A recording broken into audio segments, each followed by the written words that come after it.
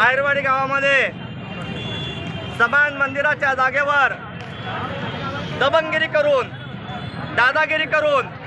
जागा हडप करण्याच्या हेतूने काही समाजकंटकांनी त्या ठिकाणी अतिक्रमण केले असता कपिल ताराचंद लहासे नामक समाजातील एका घटकाने समाजातील लोकांना लक्षात आणून दिले की हे सदरी लोक अतिक्रमण करतात म्हणून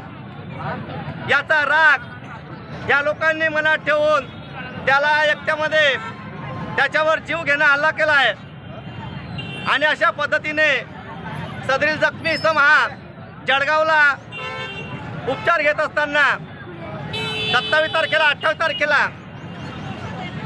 जखमीच्या भाऊने फिर्याद देताना आरोपी त्या ठिकाणी उपस्थित होते, मात्र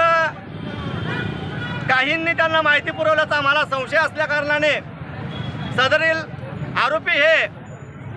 आज रोजी पसार आहेत आणि हे आरोपी पसार असल्या कारणाने यांची पार्श्वभूमी ही गुन्हेगारी वृत्तीची आहे आणि गुन्हेगारी वृत्तीची त्यांची पार्श्वभूमी असल्या कारणाने सदरील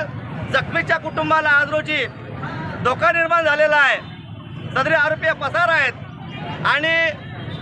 आम्हाला खेदाने म्हणावं लागत आहे की आरोपी पसार असल्या कारणाने 5-6 दिवसाचा हा काळ गेला तरी अद्यापर्यंत आरोपी हे तपासून येत नाही आहेत। म्हणजेच काहीतरी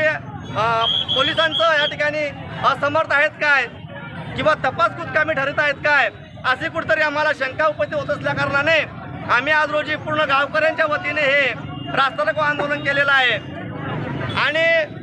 आणखी या गावकऱ्यांच्या वतीने मी